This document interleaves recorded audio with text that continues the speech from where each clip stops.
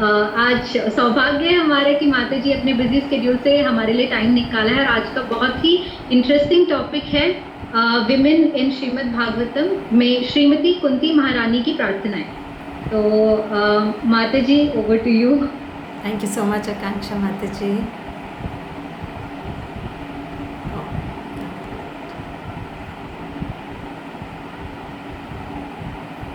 Thank you. Hare Krishna. So आज का प्रारंभ करते हैं। नमो ओम विष्णुपदाय कृष्णपृष्ठाय भूतले श्रीमते भक्ति वेदांत स्वामिनीति नामिने नमस्ते सरस्वती देवे गौरवाणी प्रचारिणे निर्विशेष शून्यवादी पाश्चात्य देश तारिणे। जय श्री कृष्ण चैतन्य प्रभु नित्यानंदा श्री अद्वैत गदाधर शिवासादि गौर भक्त वृंदा। हरे Krishna. Please excuse me for 1 minute, I just have to check something.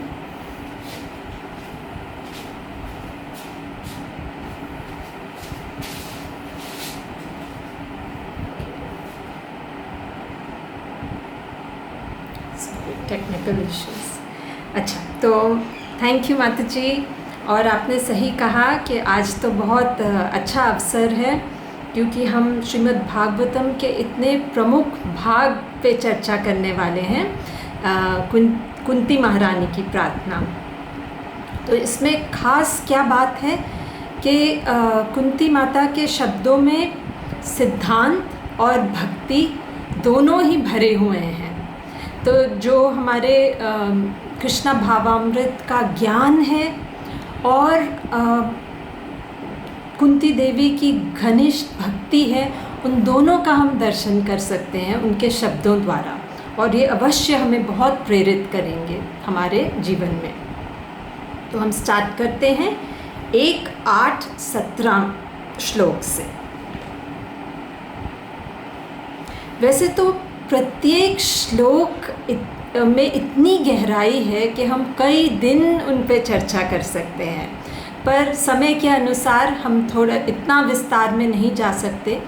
तो मेरी यही विनती है आप सबके प्रति कि आप श्रील प्रभुपाद का तात्पर्य का गंभीरतापूर्वक अध्ययन करें। और श्रील प्रभुपाद ने इन श्लोकों पे काफ़ी लेक्चर्स दिए थे 1973 में न्यूयॉर्क और लॉस एंजलिस में, जिनको इकट्ठा करके उनके शिष्यों ने एक किताब पब्लिश करी, जो कि है महारानी कुंती देवी की शिक्षाएं। तो वो भी आप अवश्य पढ़िए, तब हम इसका पूर्ण लाभ उठा सकते हैं। तो 1-8-17वां श्लोक। इस प्रकार ब्रह्मास्त्र के विकीकरण से बचकर भगवान की भक्त सती कुंती ने अपने 5 पुत्रों तथा द्रौपदी सहित घर के लिए प्रस्थान करने को उद्यत श्री कृष्ण को इस तरह संबोधित किया। तो इस श्लोक में अभी वो अपनी प्रार्थना करने वाली हैं। इस श्लोक में खास बात है कि श्रीमती कुंती देवी को बताया गया है सती कुंती, और श्रील प्रभुपाद अपने तात्पर्य में समझाते हैं कि भगवान श्री कृष्ण के प्रति अनन्य भक्ति के कारण कुंती को यहाँ पर सती कहा गया है। तो हम कई बार अपनी चर्चाओं में बात करते हैं कि कैसे हमें सती स्त्री बनने का प्रयास करना चाहिए, और ये ज़्यादातर अपने पतिदेव के प्रति हम चर्चा करते हैं। पर हमें श्रीमद् भागवतम में बार बार याद दिलाया जाता है कि हमारे 2 कर्तव्य हैं, एक भौतिक जीवन और एक आध्यात्मिक जीवन। तो आध्यात्मिक जीवन में सती कौन है, किसे कहा जाता है? जो भगवान की अनन्य भक्ति में लगे हुए हैं। तो श्रील प्रभुपाद और समझाते हैं कि यही विशेषता लगातार सारे पांडव कुल में बनी रही। हमने देखा द्रौपदी के विषय में, और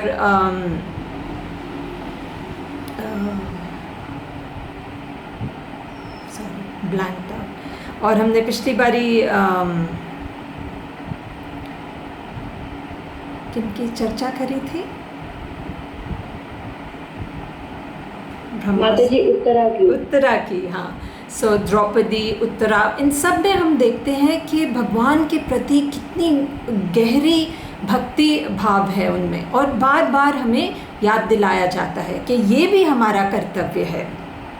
उसके बाद अतएव मनुष्य को चाहिए, तो उसका और विस्तार में श्रील प्रभुपाद बताते हैं तात्पर्य में, अतएव मनुष्य को चाहिए कि अपूर्ण जीवों या देवताओं से सहायता की याचना न करे। तो क्या मतलब है सती होने का? अपितु भगवान कृष्ण से याचना करें, क्योंकि वे अपने भक्तों को बचाने में समक्ष हैं। ऐसा सच्चे, तो पहले श्रील प्रभुपाद कहते हैं कि हम किसी अन्य देवता के प्रति ना जाएं।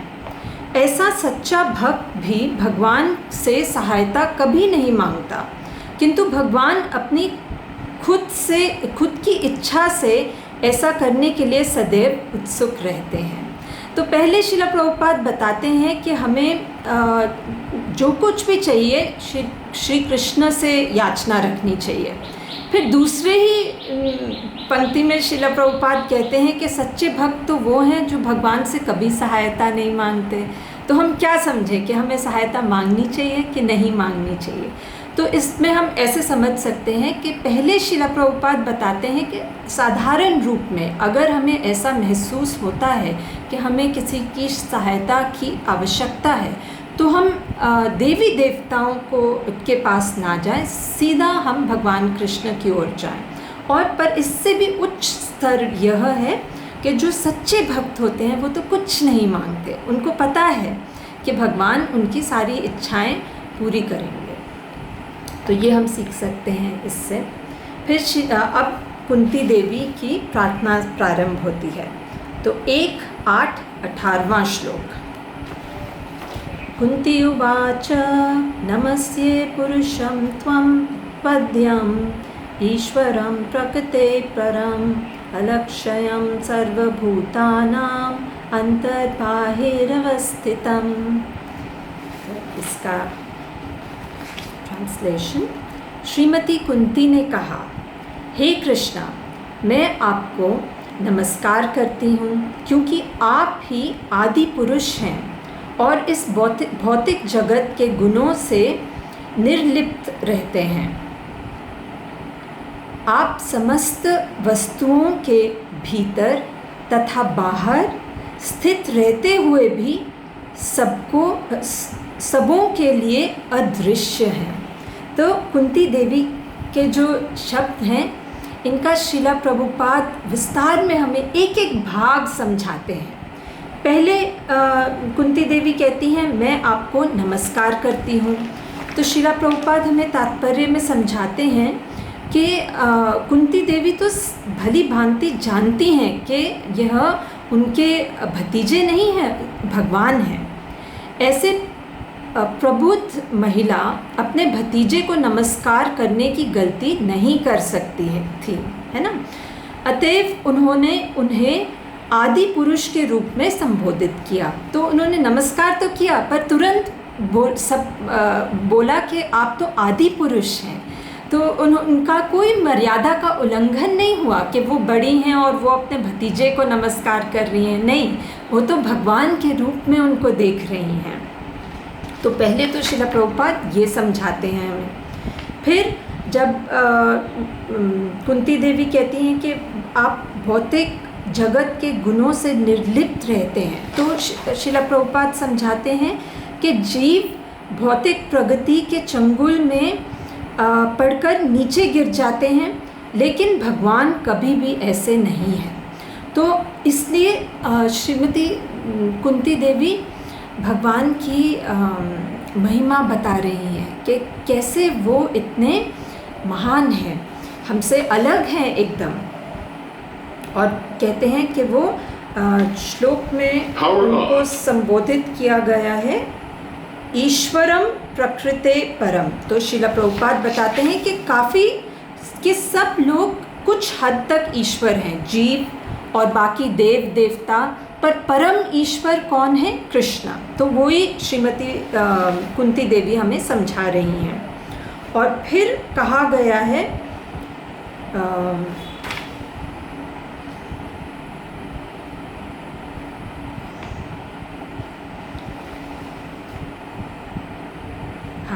जो लास्ट लाइन है कि अंतर बाहिर अवस्थितम, तो उसमें जो श्रील प्रभुपाद बताते हैं कि वो भीतर तथा बाहर।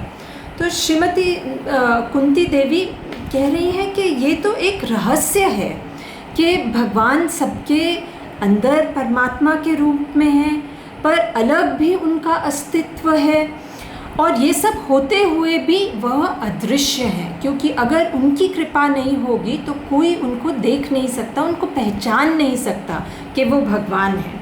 तो उसमें ये बताया है कि महारानी कुंती ने साक्षात अनुभव किया कि भगवान कृष्ण उनके समक्ष उपस्थित हैं, फिर भी उत्तरा के गर्भ में प्रविष्ट होकर उन्होंने अश्वत्थामा के ब्रह्मास्त्र से भ्रूण की रक्षा करी, है ना। वो उनके सामने है और साइमल्टेनियसली वो भीतर जाके उन्होंने महाराज परीक्षित की सुरक्षा करी।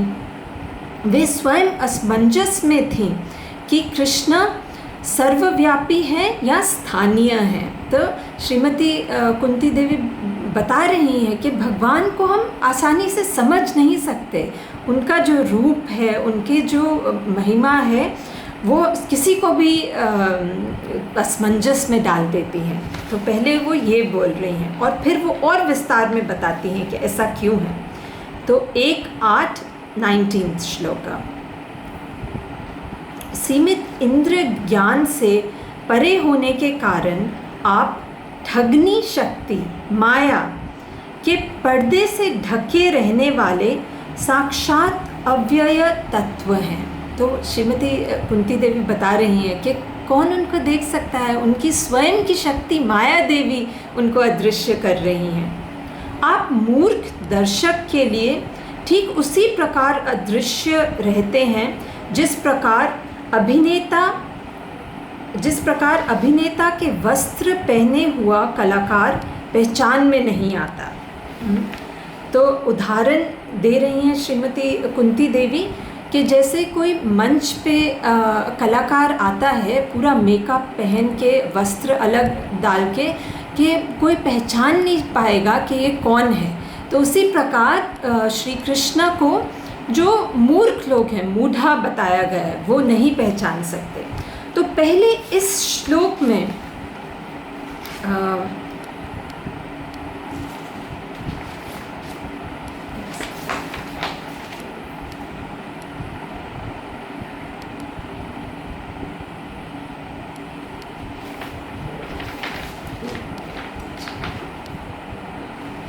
तो इस श्लोक में पहले तो पहले श्रील प्रभुपाद ये साबित करते हैं श्री कृष्ण ही परम पूज्य भगवान हैं।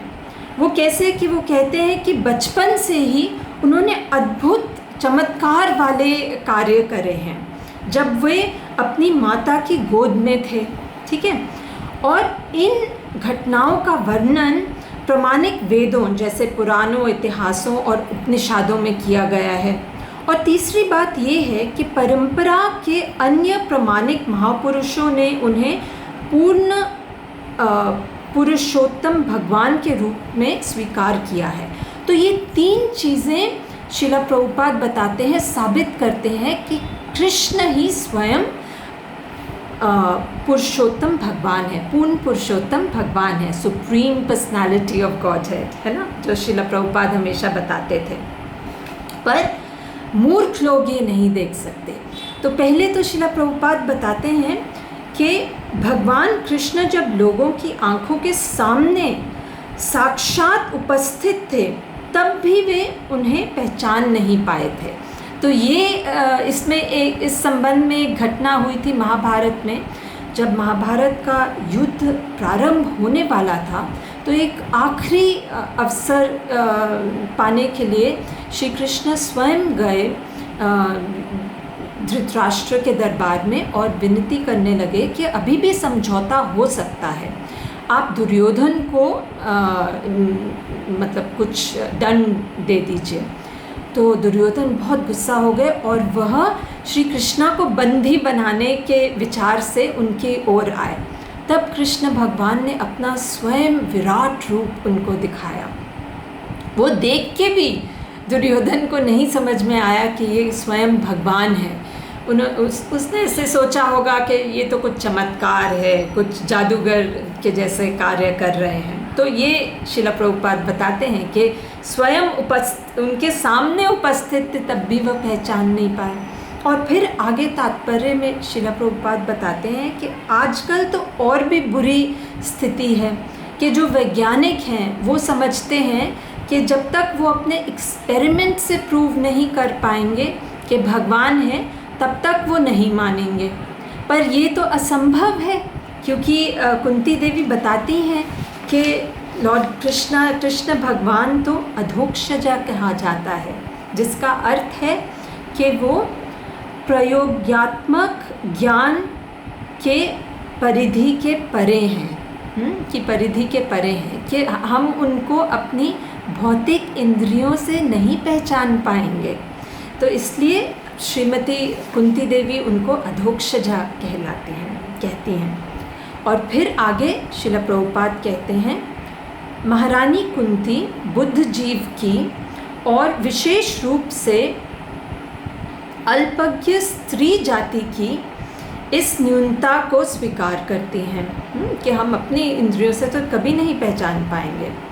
अल्पज्ञ लोगों के लिए मंदिर, मस्जिद या गिरजाघर जैसे वस्तुओं की आवश्यकता होती है, जिससे वे भगवान की सत्ता को पहचानने तथा ऐसे पवित्र स्थलों में भगवान के विषय में प्रामाणिक व्यक्तियों से श्रवण कर सकें। तो श्रील प्रभुपाद बताते हैं कि जो कम बुद्धि वाले लोग हैं या स्त्रियां हैं, उनके लिए ये सब चीज़ें ज़रूरी हैं।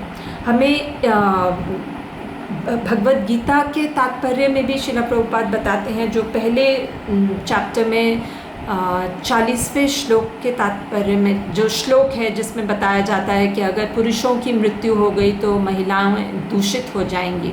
तो उसमें श्रील प्रभुपाद बताते हैं कि इसलिए कि महिलाएं भटके ना या कोई उनका नाजायज़ फ़ायदा ना उठाए, तो उनको धार्मिक कार्यों में व्यस्त करना चाहिए और जो भी अपने परिवार के रीति रस्म हैं उनको निभाना चाहिए।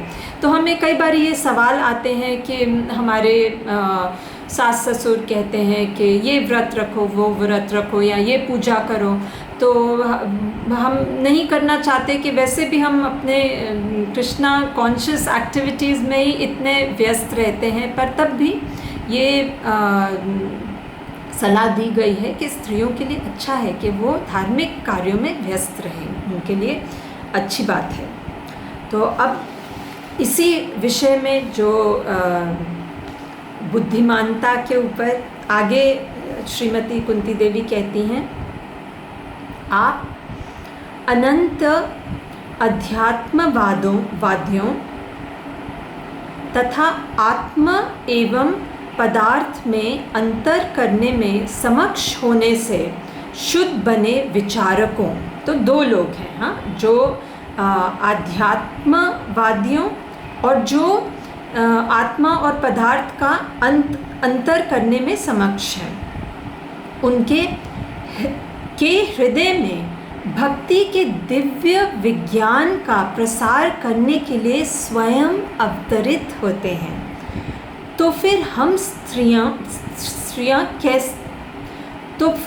स्त्रियां आपको किस तरह पूर्ण रूप से जान सकती हैं। तो श्रीमती कुंती देवी कहती हैं कि आप तो एक कारण कि आप यहाँ क्यों आते हैं अवतार लेके, कि जो ऋषि मुनि हैं, और उसमें श्रील प्रभुपाद बताते हैं ये कौन लोग हैं, जो कि शास्त्रों का बड़े गंभीरता से अध्ययन करते हैं, पर तब भी उनके हृदय मतलब उन्होंने ये सार नहीं समझ पाते कि सारे शास्त्रों का अध्ययन करने के बाद उनके हृदय में भक्ति जागृत होनी चाहिए। तो वही जागृत करने के लिए स्वयं भगवान आते हैं। और हम भगवद गीता में भी समझते हैं कि ज्ञानियों के प्रति भगवान फेवरेबल हैं, पर उनको ये शिफ्ट करना चाहिए कि खाली ज्ञान में ही नहीं फंसे रहें, उनमें फिर भक्ति भी उत्पन्न होनी चाहिए। तो इसलिए भगवान आते हैं। तो इस समय जब ये सोच में कुंती देवी हैं तो वो कहती हैं कि आप उनके लिए आते हैं, पर हम ये सब आपके महिमा या आपके बारे में आपके पूर्ण रूप को कैसे समझ सकते हैं? वो स्वयं इतना अध्ययन करने के बाद जो इतने बुद्धिमान हैं वो भी नहीं समझ पाते, आपको स्वयं उनका उद्धार करने के लिए आना पड़ता है, तो हम कैसे समझ पाएंगे? तो श्रील प्रभुपाद बहुत सुंदरता से इस भाव का विस्तार में हमें समझाते हैं, क्योंकि कई बार हम देखते हैं जब ये बात आती है कि स्त्रियां कम बुद्धिमान हैं, तो श्रील प्रभुपाद कहते हैं हाँ ये सही है, पर इसमें निराश होने की कोई बात नहीं है, क्योंकि भगवद गीता में कहा गया है कि उनका भी उद्धार हो सकता है। तो इस तात्पर्य में कुछ और एंगल है जो श्रील प्रभुपाद हमें समझाते हैं। तो श्रील प्रभुपाद कहते हैं वे महान विद्या, वे मतलब श्री कृष्णा के बारे में बोल रहे हैं, वे महान विद्या या महानतम मस्तिष्क द्वारा भी नहीं जाने जा सकते। उन्हें वही जान पाते हैं जिस पर उनकी कृपा हुई हो। अन्य लोग भले ही वर्षों तक उनका चिंतन करते ही क्यों ना रहें, वे अज्ञेत ही रहते हैं। इस तथ्य की पुष्टि महारानी कुंती द्वारा होती है, जो एक अबोध स्त्री की भूमिका निभा रही हैं। स्त्रियां मान्य रूप में दार्शनिकों की भांति चिंतन नहीं कर सकती, जो फिलोसोफर्स हैं उनकी तरह नहीं चिंतन कर सकती, लेकिन उन्हें भगवान का आशीर्वाद प्राप्त है, क्योंकि वह भगवान की श्रेष्ठता तथा सर्वशक्तिमता पर तुरंत विश्वास कर लेती हैं और बिना किसी संकोच के नमस्तक हो जाती हैं। तो वो तुरंत विश्वास कर लेते हैं, सिंपल माइंडेड।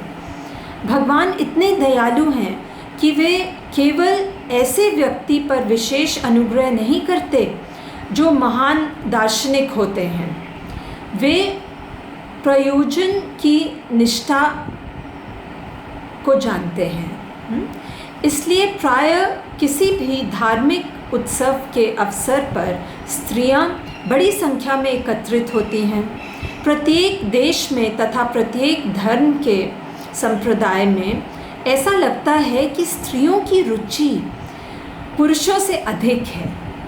और श्रील प्रभुपाद क्या कहते हैं कि भगवान की सत्ता को स्वीकृत की यह सरलता निष्ठा रहित धार्मिक दिखावे से कहीं अधिक प्रभावोत्पादक है। तो भगवान ये नहीं चाहते कि आप धार्मिक दिखावा करें, वो उनको पसंद नहीं है, पर जो सरलता से भगवान की भक्ति को स्वीकार करते हैं वो उससे कई महान हैं।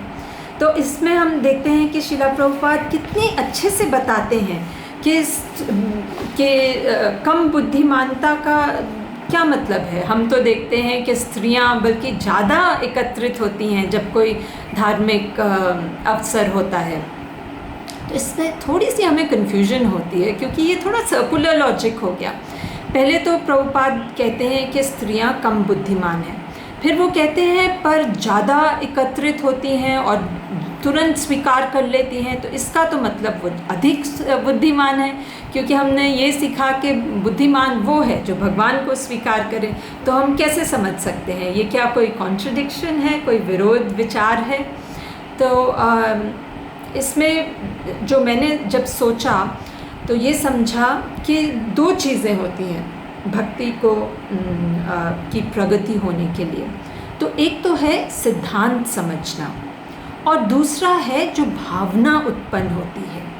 तो हम समझ सकते हैं कि जो सिद्धांत समझने में हो सकता है कि स्त्रियां थोड़ी कमज़ोर हों, पर उनकी भावना इतनी अच्छी है कि वो भक्ति में आगे बढ़ सकती हैं। तो जो पुरुष हैं उनको दूसरा चैलेंज है, जो श्रीमती कुंती देवी ने हमें बताया कि वो कई बारी फिलॉसफी में, दर्शन में उलझ जाके वहीं रुक जाते हैं, उनमें भावना नहीं उत्पन्न होती। तो भक्ति सिद्धांत सरस्वती ठाकुर इस विषय में बोलते हैं कि फिलॉसफी विदाउट रिलीजन इज़ सेंटिमेंटलिज्म, कि अगर आप सिद्धांत तो समझ गए पर आपने उसे धार्मिक नज़रिए से नहीं देखा, तो फिर तो आप philosophy without religion is mental speculation, not sentimental, it's mental speculation, कि आप अपने ही ख्याल सोच रहे हैं कि ऐसा होगा या वैसा होगा। And religion without philosophy is sentimentalism, कि अगर आप धार्मिक चीज़ें बहुत अच्छे से फॉलो कर रहे हैं पर आपको ये नहीं पता कि क्यों, उसकी फाउंडेशन क्या है, उसकी कहते हैं नींव क्या है, तो फिर आप भावुक हैं। तो ये दोनों चीज़ें खतरेदार हैं, क्योंकि जो पुरुष हैं वो कई बारी पहली कैटेगरी में आ जाते हैं कि वो इम्पर्सनल हो जाते हैं, वो समझते सब कुछ हैं पर उसका जो फाइनल कनेक्शन है कि हम समझ गए कृष्ण भगवान हैं, हम उनके दास हैं और हमें उनकी प्यारपूर्वक भक्ति करनी चाहिए, तो वो लास्ट स्टेज कई बारी इतनी भावना नहीं उत्पन्न हो पाती। और स्त्रियां हैं, उनकी दूसरी प्रॉब्लम है कि वो अगर सिद्धांत नहीं समझे तो भक्ति में लगी हैं पर फिर वो डामाडोल हो जाएंगी, क्योंकि उन्होंने ठीक से समझा नहीं, तो फॉलो तो कर रही हैं, किसी ने कुछ गलत बता दिया तो उनको फॉलो करने लग जाएंगी। तो ये दोनों चीज़ें इसलिए शिला प्रभुपाद हमें बताते हैं कि हम अपने आप को जांच कर सकें कि हमारे में क्या कमी है और फिर हम उसके लिए सतर्क रहें। तो मैंने आपको बताया था कि एक बहुत सुंदर पुस्तक पब्लिश हुई थी शिला प्रभुपाद के लेक्चर्स में, तो इस श्लोक में जो 1:8-20 हमने अभी डिस्कस किया, जिसमें कुंती देवी कहती हैं कि हम कम बुद्धि वाली स्त्रियां आपको कैसे समझ सकते हैं। तो जो इस श्लोक पे जब शिला प्रभुपाद ने भाषण दिया तो उन्होंने बताया कि वास्तविक रूप में देखा जाए तो कुंती देवी तो सबसे बुद्धिमान है। तो इस चैप्टर का टाइटल उनके शिष्यों ने दिया है द मोस्ट इंटेलिजेंट वुमन, सब स्त्रियों से सबसे ज़्यादा बुद्धिमान। और उसमें उन्होंने शिला प्रभुपाद ने बताया है, जो कि इस किताब में लिखा गया है, although Kunti had the body of a woman, she was a devotee, therefore she was not like an ordinary unintelligent woman, rather she was the most intelligent, for she recognized Krishna to be the supreme Godhead। ठीक है, तो हम ये समझ सकते हैं कि अगर हमें बुरा लगता है कि कोई बोले कि अरे स्त्रियां तो कम बुद्धिमान होती हैं, तो ठीक है, ये अच्छा तरीका है बुद्धिमान होने के लिए कि आप श्री कृष्णा को स्वीकार करें और भक्ति में लग जाएं। In this verse, Kunti continues to express herself with humility। तो अब ये खास बात है इस श्लोक के बारे में। This humility is very good in devotional service। Therefore, Shri Krishna Chaitanya Mahaprabhu teaches us, Trinadapi Sunichena Tarorapi Sahishana। One should be more tolerant than the tree and humbler than the grass to make progress in spiritual life। तो श्रील प्रभुपाद समझा रहे हैं कि इससे हमें क्या सीख लेनी चाहिए। ये नहीं कि हाँ स्त्रियाँ कम बुद्धिमान हैं कि ज़्यादा हैं, हमें ये देखना है कि कुंती देवी जो इतने उच्च स्तर की भक्त हैं, वो अपने आप को स्वयं बता रही हैं कि मैं तो अल्प बुद्धि वाली स्त्री हूँ, मैं आपको कैसे समझ पाऊँगी। तो ये उनकी विनम्रता है और ये इस पे हमें खास ध्यान देना है। Bhakti yoga is meant for those whose hearts are cleansed, not for the lusty or greedy। तो श्रील प्रभुपाद बताते हैं कि भक्ति तो उनके लिए है जो लालची नहीं है, greedy, lusty। Of course, those who are lusty and greedy may try to advance। मतलब अगर ये चीज़ें हमारे हृदय में हैं तब भी हमें प्रयास करना चाहिए, and gradually they may do so, but once one is situated in bhakti yoga there is no more lust or greed। This is the test. When one is free from lusty desires and greed, then he is situated in Bhakti Yoga and is actually Paramahamsa. Kunti Devi humbly submits. You are meant for the Paramhamsas and Munis. तो वो इस श्लोक में ये बता रही हैं कि तो आप तो ऐसे गंभीर लोगों के लिए हैं उपस्थित जो पूरा अपना ध्यान लगा रहे हैं आपके द्वारा दिए गए ग्रंथों को समझने के लिए, who are cleansed in heart and are engaged in bhakti yoga. But what are we? We are simply women. We are in a lower class. Kunti देवी ऐसे बोल रही हैं कि हम क्या करें, हम तो स्त्रियां हैं, हम तो उच्च श्रेणी की नहीं हैं. How can we understand you? हम आपको कैसे जानेंगे? Although she understands everything, Srila Prabhupada कहते हैं वो तो सब समझती हैं. She still takes the position of an ordinary woman and says, how can I understand you? This is humility. तो श्रीला प्रभुपाद कहते हैं कि सब जानते हुए भी कुंती देवी ऐसे विनम्र वे में प्रार्थना कर रही हैं. विनम्र तरह उनका भाव कितना सुंदर है. तो जब भी हम इतनी चर्चा करते हैं कि स्त्रियां ऐसी कहलाई जाती हैं और हमें इतना बुरा लगता है, पर देखिए कुंती देवी स्वयं स्वीकार कर रही हैं कि हाँ, मैं स्त्री के शरीर में हूँ, मैं कम बुद्धिमान हूँ, तो बताइए भगवान मैं आपको कैसे समझूँ. तो उनको इस आगे चल के हम उनके श्लोकों में देखेंगे कि उनको कोई परवाह नहीं है कि उनकी सोशल स्टैंडिंग कैसी है, कि कौन उनको किस नज़रिए से देख रहा है. तो वो ये सवाल क्यों कर रही हैं कि हम कम बुद्धिमान हैं, वो स्वीकार कर रही हैं. वो कह रही हैं कि इट डजंट बॉदर मी, मुझे ये नहीं लग रहा कि अरे मुझे इन्फीरियोरिटी कॉम्प्लेक्स है, मैं स्त्री हूँ, मैं क्या करूँ, सब मुझे कम बुद्धिमान कहते हैं. ये नहीं, वो कह रही है कि मैं जानना चाहती हूँ, मैं स्वयं आपके विषय में सब कुछ समझना चाहती हूँ, पर मैं कैसे करूँ. तो क्योंकि मेरे जो क्या कहते हैं, जो भौतिक शरीर है वो एक स्त्री का है. तो इस प्रकार श्रील प्रभुपाद बताते हैं कि हमें ये होना चाहिए भक्त का भाव कि वो अपने और लोग उनको कैसे देख रहे हैं, क्या बोल रहे हैं, उस पे नहीं सोचना चाहिए. उनको केवल सिंगल माइंडेड तीव्र बुद्धि से ये सोचना चाहिए कि मैं भगवान को कैसे जानूं और अपने आध्यात्मिक जीवन में कैसे आगे बढ़ूं. तो हरे कृष्णा, आज की चर्चा हम यहाँ पे थोड़ी सी पॉज करते हैं और मंच खोलते हैं प्रश्न उत्तर के लिए. आप प्लीज़ अपने प्रश्न कमेंट्स हम सबके साथ शेयर करें. हाँ निवेदिता, मुझे याद है एक वो जो सवाल था, हाउ टू सवाल, एक अपना स्पॉटलाइट हटा रही हूँ कि जो भी सवाल पूछेंगे उनका वीडियो हमें दिखे. हाँ, तो थैंक यू माता जी. हरे कृष्णा. आकांक्षा माता जी आप प्लीज़, ऋतु माता जी, आकांक्षा माता जी देख लेंगी, इज़ दैट ऑल राइट? आप देखिए अगर कोई हैंड रेज करता है तो उनके सवाल बता दीजिए या चैट में. आप देखना चाहोगे ऋतु माता जी? माता जी जैसा आप कहें. ठीक है, आकांक्षा माता जी आप हैंडल कर लीजिए प्रश्न उत्तर. ओके, थैंक यू माता जी. तो काफ़ी अच्छा क्लास था, काफ़ी कुछ सीखने को मिला. एंड एक्चुअली ये मेजर क्वेश्चन रहता है कि स्त्रियों को कम बुद्धिमान बोल देते हैं, थोड़ा ईगो हर्ट हो जाता है.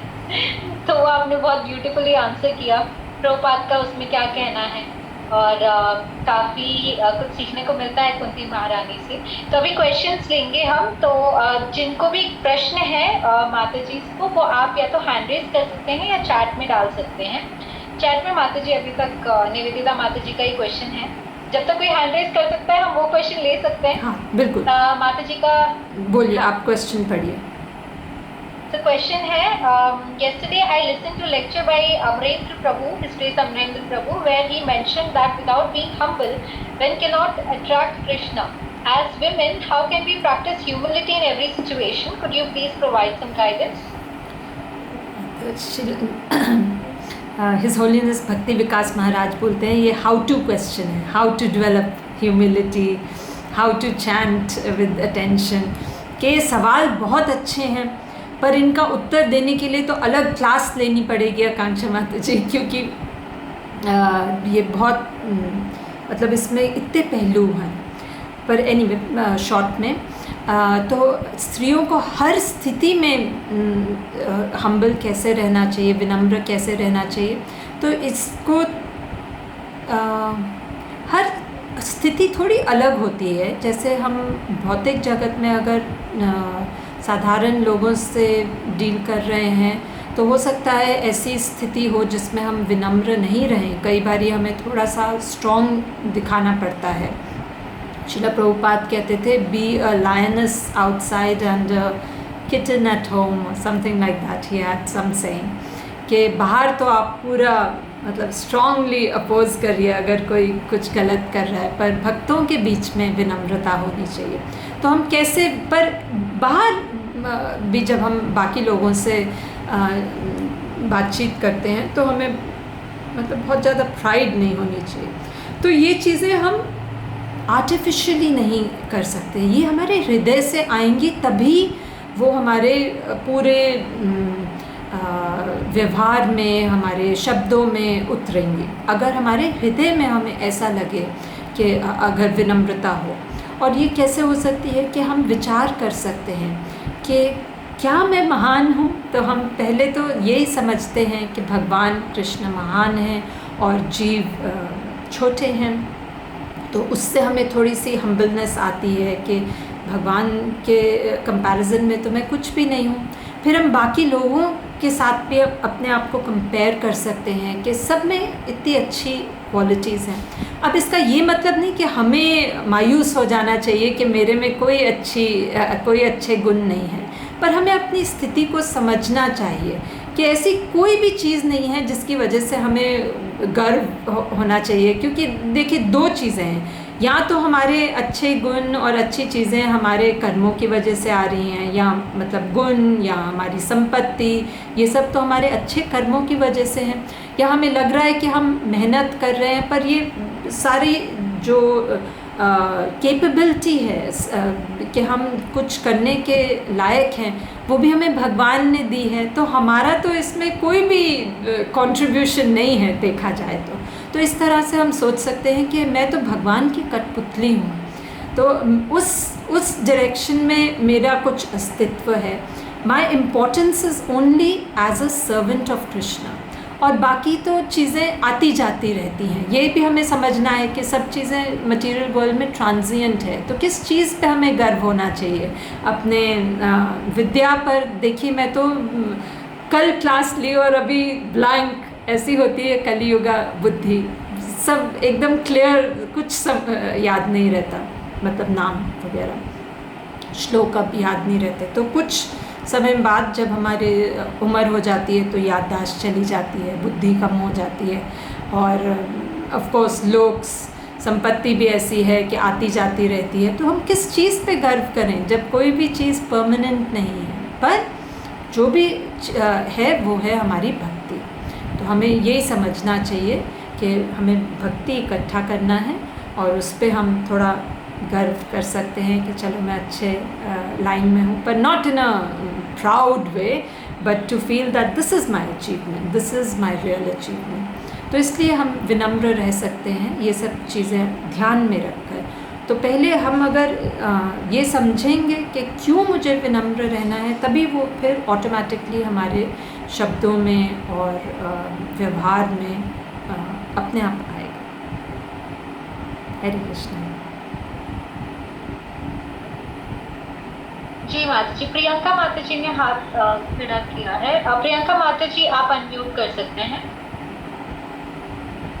प्रियंका नागर माता। हरे कृष्ण माता जी। हरे कृष्ण। आपकी और भी क्लास मैंने सुनी है, लेकिन आज की क्लास मुझे बहुत ज़्यादा अच्छी लगी। और कुंती देवी की प्रार्थना बहुत ही दिल को छूने वाली है। अभी तो आई एम वेरी एक्साइटेड कि आगे जो श्लोक हैं बहुत बहुत अच्छे हैं, बहुत मधुर। बोलिए माता जी। क्योंकि ये विषय समझना जो आप समझा रहे हैं कि एक तरफ तो कह रहे हैं कि मैं कम बुद्धिमान हूँ, है ना, और दूसरी तरफ कि स्त्रियाँ समझती भी हैं, सबसे ज़्यादा संख्या में वही होती हैं हर जगह, भगवान इस्कॉन में भी सबसे ज़्यादा स्त्रियाँ ही होती हैं, हम देखते हैं संख्या में। जी तो इस विषय को आपने बहुत अच्छे से समझा दिया। Thank you so much Thank you. माता जी। पता नहीं मुझे प्रश्न यहाँ पूछना चाहिए कि नहीं, लेकिन मैं यहाँ पर इंग्लैंड में हूँ और अभी भक्ति विकास महाराज जी से मैं एस्पायरिंग हूँ, उनसे शेल्टर लेना चाहती हूँ और फ्यूचर में दीक्षा। तो यहाँ जो हमें एक सीनियर डिवोटीज़ है और जो हमें लेटर देंगे बाद में, तो उन्होंने जब हमने उनसे पूछा तो सीधा ऐसा कह दिया भक्ति विकास महाराज स्त्रियों के लिए उनका सही वो नहीं है पॉइंट ऑफ व्यू। वो स्त्रियों को बहुत पीछे रखते हैं, पुरुष लोग ही आगे होते हैं। इवन जब वो दीक्षा दे रहे हैं तब भी पुरुष आगे होते हैं, जबकि मैं इन चीज़ों से सहमत नहीं हूँ बिल्कुल भी, क्योंकि मैंने महाराज की पुस्तकें पढ़ी हैं। कैसे इस चीज़ हम खुद समझ कर दूसरों को समझा सकते हैं कि ये गलत दे रहे हैं, गलत धारणा दे रहे हैं। तो मैं बहुत विस्तार में उत्तर नहीं दूंगी क्योंकि ये थोड़ा हमारा जनरल सेशन है, तो बाकी भी गुरुओं की शिष्याएँ यहाँ पे हैं, तो this a very particular question. पर मैं आपको थोड़ा ब्रीफली बताती हूँ कि ये सही है, ये काफ़ी लोगों का विचार है, पर जिसको भी हम गुरु मानते हैं तो हमें हमारे हृदय में उनके लिए निष्ठा होनी चाहिए और ये अगेन भावुक नहीं होनी चाहिए। तो अगर कोई लोग हमारे गुरु के प्रति आरोप लगा रहे हैं तो हमें समझना चाहिए कि हम उसके डिफेंस में क्या बोल सकते हैं, और ये तभी होगा कि अगर हम अपने गुरु को ठीक से जानते हैं, उनका क्या भाव है और उनकी क्या शिक्षाएं हैं। तो ये तब होगा अगर हम अपने गुरु के लेक्चर्स, किताबें अच्छे से पढ़ें, तो हमें स्वयं समझ में आएगा कि उनकी क्या विचारधारणा है। फिर जब कोई हमें ये सवाल पूछेगा, ये तो सेकेंडरी है कि हम उनको क्या उत्तर देंगे, पर पहली बात है कि हमें उससे विचलित नहीं होना चाहिए। तो मैं पहली सलाह तो सब माताओं को ये देना चाहती हूँ कि जिसको भी आप अपना गुरु स्वीकार करते हैं, पूर्णता से उनके प्रति सरेंडर्ड होना बहुत ज़रूरी है हमारे स्पिरिचुअल लाइफ के लिए। ये तभी हो सकता है कि अगर हम उनको अच्छे से जानने का प्रयास करें, और किसी भी संत को जानने का यही तरीका है कि हम उनके भाषण सुने, उनकी वाणी सुने, उनकी किताबें पढ़ें। उसका ये मतलब नहीं है कि जैसे हम भौतिक जगत में उनको ये खाना पसंद है, उनको ये करना पसंद है, ये चीज़ें मायने नहीं रखती, पर उनका शिला प्रभुपाद के प्रति कितनी क्या भावना है, कितने वो सरेंडर हैं प्रभुपाद को, कितना फॉलो करते हैं, ये सब चीज़ें हमें देखनी है। तो इसका यही मैं उत्तर दूंगी माता जी कि जब मैं भी दीक्षा लेने वाली थी तो मेरे पतिदेव ने मुझे ये आदेश दिया कि दीक्षा लेने से पहले अपने सारे डाउट्स तुम पहले क्लियर करो। तो अगर आप किसी से दीक्षा लेना चाहते हो तो समय निकाल के उनकी सेवा करिए, उनकी यात्रा में जाइए, भाग लीजिए, अपने गुरु भाई बहनों से वार्तालाप करिए और उनसे पूछिए कि उनका क्या अनुभव था। तो ये मेरे जीवन के लिए बहुत महत्वपूर्ण सुझाव या आदेश था, क्योंकि उससे वाकई में मेरी निष्ठा बहुत गहरी हो गई, क्योंकि मैंने बाकी गुरु बहनों से बातचीत करी, उनका अनुभव समझा, और उसके बाद मैं कभी ऐसी चीज़ों से विचलित नहीं होती थी। और बल्कि अगर कोई कुछ बोलता था तो मैं उदाहरण दे के बता सकती थी कि अपने उदाहरण को लेके कि मुझे कभी ऐसा नहीं लगा कि मेरे गुरुदेव मेरे लिए अवेलेबल नहीं हैं। हाँ, उनके नियम हैं, वो सन्यासी हैं, तो मैं ऐसे अकेली ना उनके पास जाके बात कर सकती हूँ। और इवन जब मैं ईमेल लिखती हूँ, मैं हमेशा अपने पतिदेव को सीसी करती हूँ, कॉल में हमेशा वो मेरे साथ रहते हैं। तो ये तो सब मर्यादा है, पर मेन चीज़ है कि अगर मेरा कोई सवाल है तो मैं गुरु महाराज को पूछ सकती हूँ। तो जो भी मेरी गुरु बहनें हैं, हमें कभी ऐसा नहीं लगा कि कोई डिस्क्रिमिनेशन है, कि वो हमें हमारे सवालों का उत्तर नहीं देना चाहते, या वो नहीं चाहते कि हम भक्ति में प्रगति करें। बिल्कुल नहीं, वो तो हमेशा अवसर देते हैं अगर किसी को सेवा करनी हो। मुझे स्वयं इतना सौभाग्य है कि सेवा प्राप्त होती है श्री गुरुदेव से। तो मैं ज़्यादा इस पे नहीं बोलना चाहती क्योंकि बाकी भी गुरु, so I don't want to say particularly about our guru Maharaj. In general I want to say कि हमें अपने गुरु को अच्छे से समझना चाहिए, तब हमारी निष्ठा और गहरी होगी। Hare Krishna. I hope that answers your question. Thank you very much माता जी। यस माता जी, सो अभी इसके बाद एक चैट में क्वेश्चन आया है। प्रियंका माता जी, आप म्यूट कर सकती हैं। हरे कृष्णा माता ji, please accept my humble obeisances. How to stay enthusiastic always in Krishna consciousness? आज हमें हाउ टू क्वेश्चंस ही मिलेंगे क्या? तो again big question. I have a similar question later, माता जी। How to remain enthusiastic? I would say keep chanting. ये बहुत महत्वपूर्ण है। हमें लगता है कि but how can I chant if I don't have enthusiasm, मतलब चैंटिंग के लिए भी तो एंथुजियाज़म चाहिए। नहीं, आप पहले अपनी ड्यूटी समझ के चैंटिंग करिए। क्यों? क्योंकि जप करने से ही हमें जप के प्रति भाव जागृत होगा, और इसका विपरीत भी सही है। तो ये मैंने महसूस किया है, पर शायद पहले कभी डिस्कस नहीं किया, कि जितना हम चैंट करते हैं तो चैंट करने की इच्छा होती है, पर अगर हम ब्रेक लेते हैं ना तो बहुत मुश्किल हो जाती है उसी level of quality and quantity पर जाने के लिए। तो मेरे जीवन में जब मैं ऐसा फेज़ आया कि मैं चैंट नहीं कर रही थी, तो उसके बाद वापस चैंटिंग उसी अच्छे भावना से करने के लिए इतना प्रयास लगता है, because you lose the test. तो पहले इंथुजियास्टिक रहने के लिए तो अपनी चैंटिंग नहीं छोड़िए, अपना जप आपको नहीं छोड़ना है, ठीक है। अगर पूरे 16 माला नहीं भी हो रही तो जो अपने सुबह के आपकी 8-10 माला है वो कर लीजिए, बाकी जैसी भी क्वालिटी में हो रही है, पर छोड़िए मत, ये ज़रूरी है। और दूसरा है हमारी संगति, वो भी बहुत महत्वपूर्ण है, क्योंकि अगर हम एंथुजियास्टिक डिवोटीज़ के संग रहेंगे तो ऑटोमेटिकली इट्स इन्फेक्शस, तो उनका जो उत्साह है वो हमें भी प्रेरित करेगा। और पर अगर कोई इंडिफरेंट हैं या हमेशा बुराइयां निकाल रहे हैं कि पहले तो इस्कॉन बहुत अच्छा था, अब तो प्रभुपाद नहीं रहे, बहुत डिविएशंस हो गई हैं, और इट्स जस्ट नेगेटिव कि करना कुछ नहीं पर ज़्यादा क्रिटिसाइज़ करना, तो ऐसे लोगों के साथ हमेशा नहीं हमें घिरे रहना चाहिए। Be with more positive minded enthusiastic devotees, so that will help. तो ये 2 चीज़ें मैं समझती हूँ। Of course everything is included, you know, आप जब तक रीडिंग नहीं करेंगे आप अच्छे से चैंटिंग नहीं कर पाएंगे, लिसन टू कीर्तन, पार्टिसिपेट इन फेस्टिवल्स, वो सब है, पर ये चीज़ें एंथुजियाज़म जहाँ पे है इसके लिए ये 2 चीज़ें बहुत महत्वपूर्ण हैं। बाकी तो सब कुछ हमें करना ही है, they all have the place. Yes माता जी। सो अभी ज्योति माता जी ने हाथ रेस किया है। ज्योति माता जी, आप अनम्यूट कर सकते हैं। हरे कृष्णा माता जी, दंडवत प्रणाम। दंडवत प्रणाम।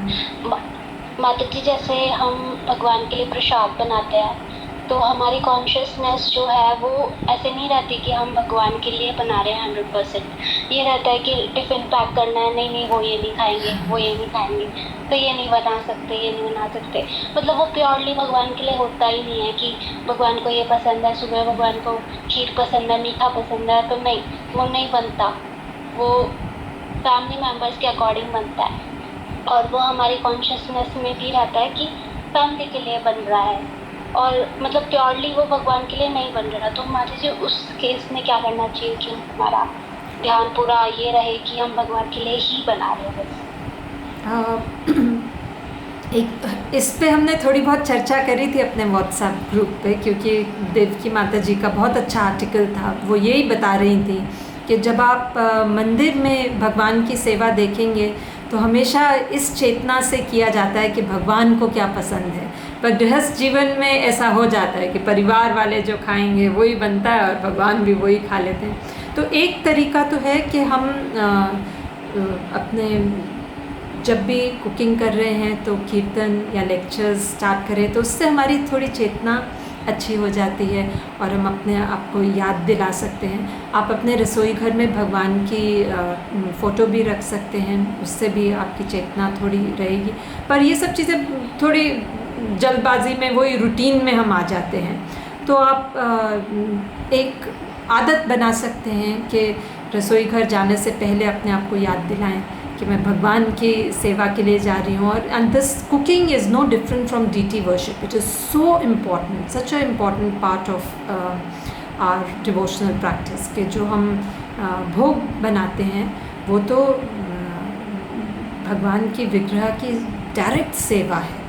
तो हमें बहुत सतर्क रहना है। आप बिल्कुल ठीक बोल रहे हैं, हम सबके साथ यही होता है कि गृहस्थ जीवन में हम भूल जाते हैं, तो हमें बार बार याद दिलाना है। I find that having some kirtan playing or having a lecture, that really keeps the consciousness centered। कि अगर हम ऐसे साथ में कुछ लेक्चर सुन रहे हैं तो जिस भी संत का हम सुन रहे हैं वो तो भगवान के बारे में ही बोलेंगे, तो फिर हम अपने आप को याद दिला सकते हैं।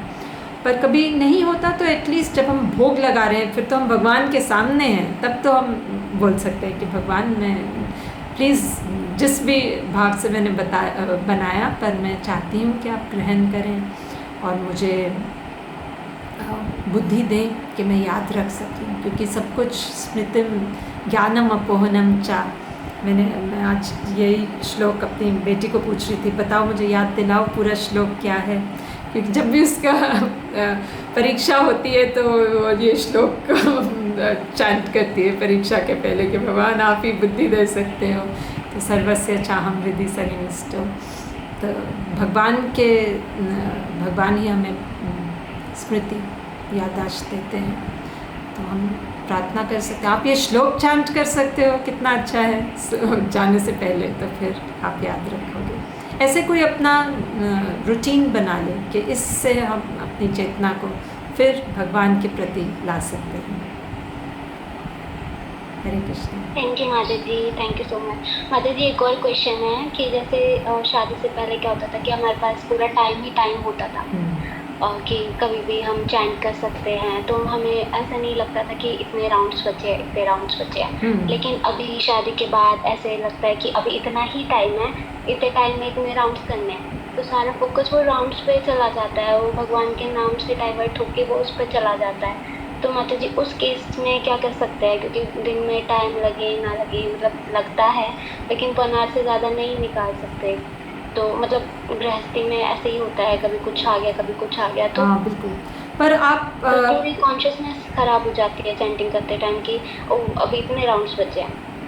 हाँ, तो आप ये कर सकते हो कि एक अगर आप नियम बनाओ जितना हो सके कि आप इस समय चैंटिंग कर रहे हो। जैसे ऑफ कोर्स सुबह सबसे अच्छा समय है, पर इवन नाश्ते के बाद का जो थोड़ा टाइम होता है या लंच के बाद का दोपहर का जो टाइम है उसमें तब इतनी चहल पहल नहीं होती।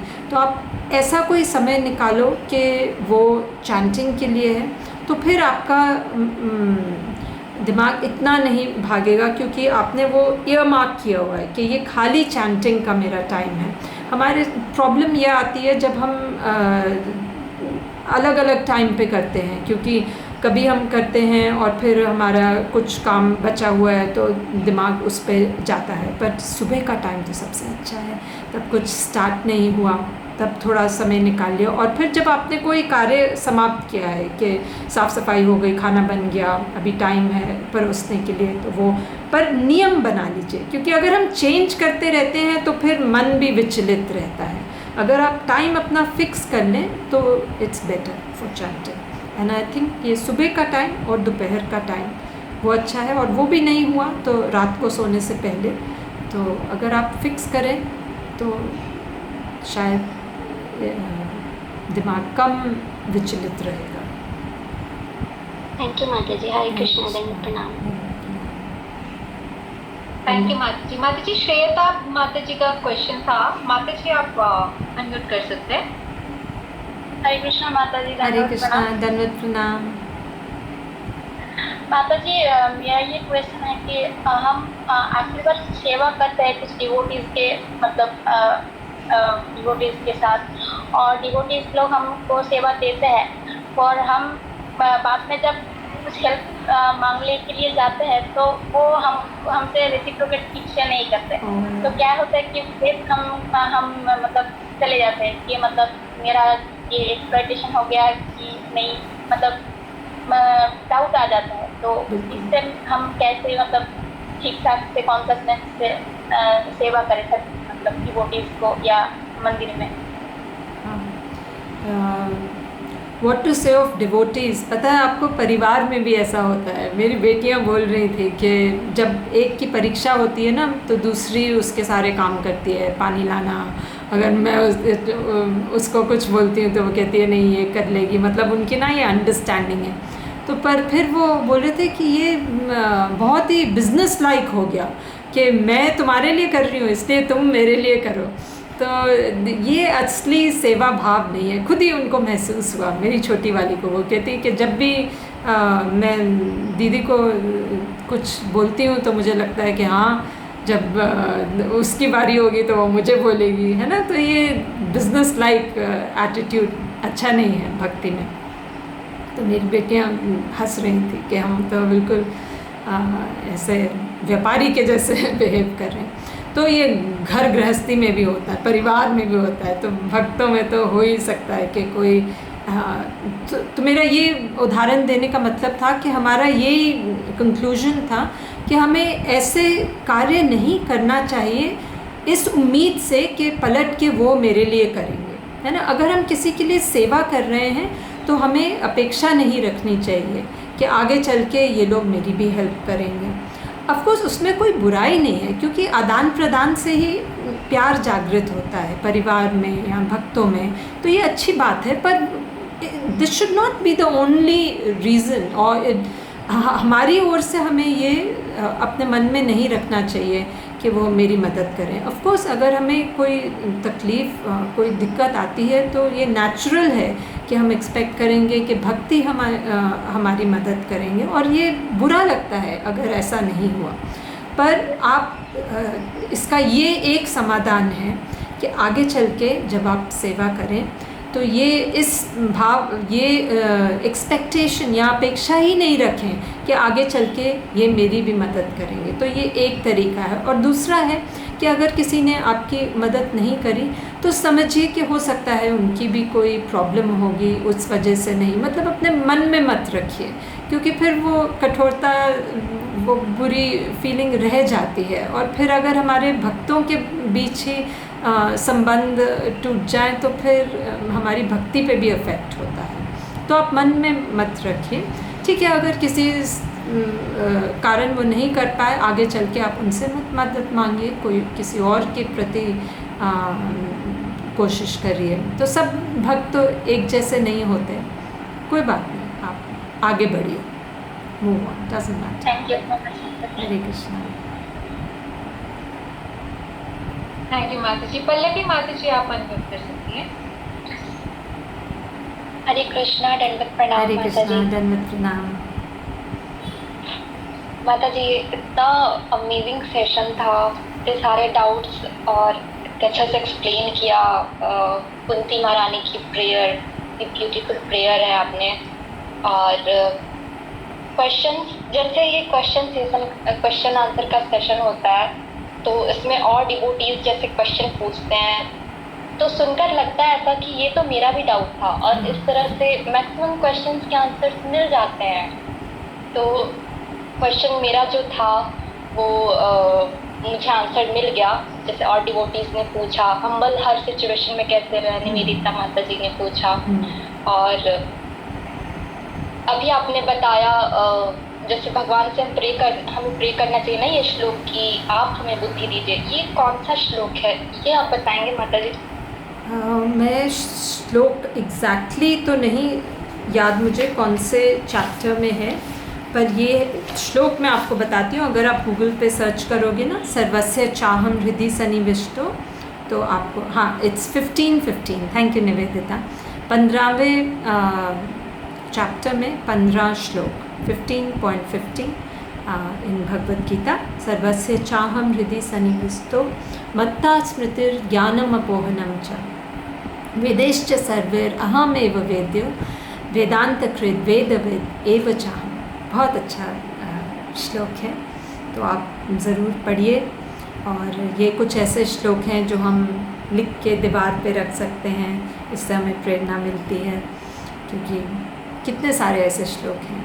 तो हम कई बार ऐसे करते थे घर में कि जो हमको बहुत अच्छा प्रिय श्लोक है उसको लिख के दीवार पे चिपका दिया, दरवाजे पे चिपका दिया, हमेशा देखते रहो तो वैसे भी याद रहेगा। तो 15.15। यस माता जी, थैंक यू माता ji, thank you very much, हरे कृष्ण। याद करूँगी। थैंक यू माता जी। आई थिंक और किसी को अभी क्वेश्चंस नहीं है, किसी ने हैंड रेज नहीं किया हुआ है, चैट सेक्शन में भी कोई क्वेश्चन पोस्टेड नहीं है, ठीक है, तो मैं अपना क्वेश्चन पूछ सकती हूँ। बिल्कुल, आपका हाउ टू क्वेश्चन। माता जी, मुझे धैर्य के बारे में जानना है, क्योंकि जैसे कुंती महारानी का हम पूरा लाइफ भी देखते हैं, तो किस तरीके से कुंती महारानी का एक धैर्य का स्पेशल रोल है कि कितना उनके अंदर पेशेंस था हर चीज़ को डील करने में, उनका मतलब लाइफ वॉज, और लास्ट में भी वो भगवान से अमेजिंगली वो पूछती हैं कि मुझे आप दुख दे दीजिए। मतलब मुझे तो कुंती महारानी का एक वही मेन प्रेयर्स जो मैं लेक्चर्स में सुनती हूँ पता है। तो माता जी, वो धैर्य हम कैसे पा सकते हैं, क्योंकि कठिन सिचुएशंस में अभी तो सब कुछ अच्छा है, तो खुश हैं, जैसे ही कुछ डिफिकल्ट सिचुएशन आ जाता है कुछ भी करने की इच्छा नहीं होती। तो चैंटिंग का तो आपने बताया, यस, कुछ भी हो चैंटिंग करते रहना है, वरना बर्डन लगेगा आपको नेक्स्ट टाइम स्टार्ट करने में, और उतना फोर्स ज़्यादा लगेगा। बट फिर भी माता जी, ओवरऑल धैर्य कैसे रख सकते हैं लाइफ में? तो आपका सवाल है कि जब प्रॉब्लम्स हमारे पास आए तो हम कैसे धैर्य रखें कि ये भी अभी निकल जाएंगी, इस तरह से, मतलब प्रॉब्लम्स और धैर्य हाँ का। माता जी, कि क्या जैसे अगर मेरे पास कोई प्रॉब्लम आती है, मुझे क्या पहली चीज सोचनी चाहिए कि एटलीस्ट मैं रिएक्ट ना करूँ एंग्री वे में, या फिर रोने, मतलब डिप्रेशन में स्लिप इन ना करूँ। हाँ। तो फर्स्ट थिंग मेरे दिमाग में क्या आना चाहिए to remind myself? Okay. तो माता जी, धैर्य तो ऐसी चीज़ है जो बहुत प्रैक्टिस के बाद आती है, क्योंकि हमारा फर्स्ट इंस्टिंक्ट होता है आजकल के ज़माने में, ऐसा नहीं, पहले मैं ऐसा देखती हूँ कि पहले काफ़ी धैर्य था, पर अब आयरॉनिकली जितनी हमारी भौतिक प्रगति हो रही है उतना ही धैर्य कम हो रहा है। क्यों? क्योंकि हमें आदत ही नहीं है कोई चीज़ इनकन्वीनियंस होने की। जैसे बिजली चली जाती है तो ओह कृष्णा, इतनी गर्मी। तो पहले तो गांव में बिजली होती ही नहीं थी, तो उनकी जीवन ऐसे था कि they were forced to be little tough, और अगर छोटी मोटी प्रॉब्लम्स आती थी वो विचलित नहीं होते थे। पर जितना हमारी ऐसा लग रहा है कि प्रगति हो रही है, भौतिक प्रगति, पर उसका ये एक साइड इफ़ेक्ट है कि कोई इनकन्वीनियंस को टॉलरेट नहीं कर सकता, या हमें कभी ये ट्रेनिंग नहीं मिली कि कैसे हमें टॉलरेट करना चाहिए। तो हम ऐसा कर सकते हैं कि जानबूझ के हम अपने आप को कठोर स्थिति में ना डालें, पर बहुत ज़्यादा ऐशो आराम की आदत ना डालें। जैसे अगर हम ऐसी जगह पे रहते हैं कि हमारा एसी के बिना काम ही नहीं चलता, तो एटलीस्ट थोड़े टाइम के लिए, खाली दोपहर में जब बहुत गर्मी है तब हम ऑन करें। जितना हो सके जब इतनी तेज़ गर्मी नहीं है तो पंखे से काम चलाएं।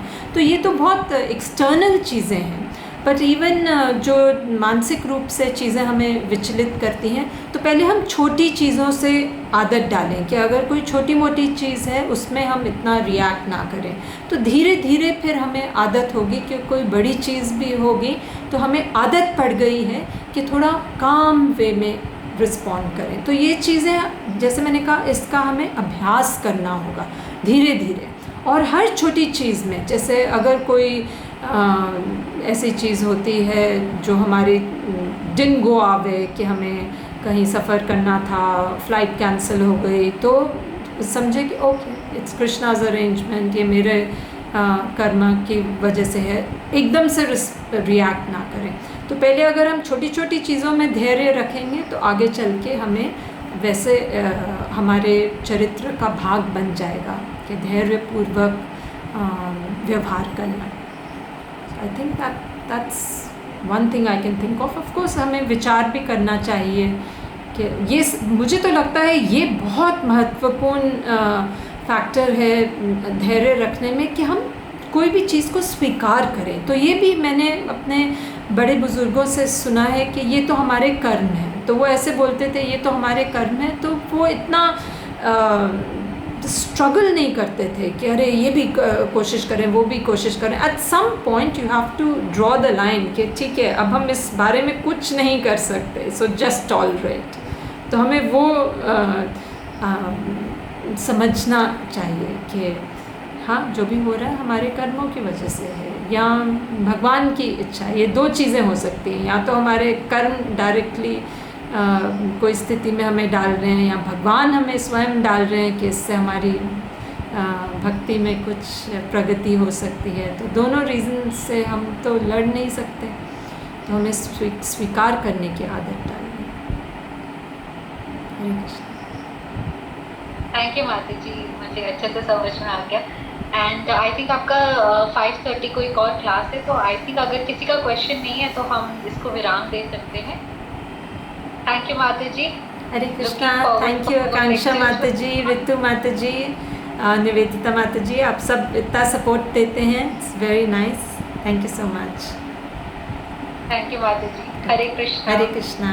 धन्यवाद। प्रणाम। वाञ्छाकल्पतरुभ्यश्च कृपा सिन्धुभ्यः च पतितानां पावनेभ्यो वैष्णवेभ्यो नमो नमः। हरे कृष्णा।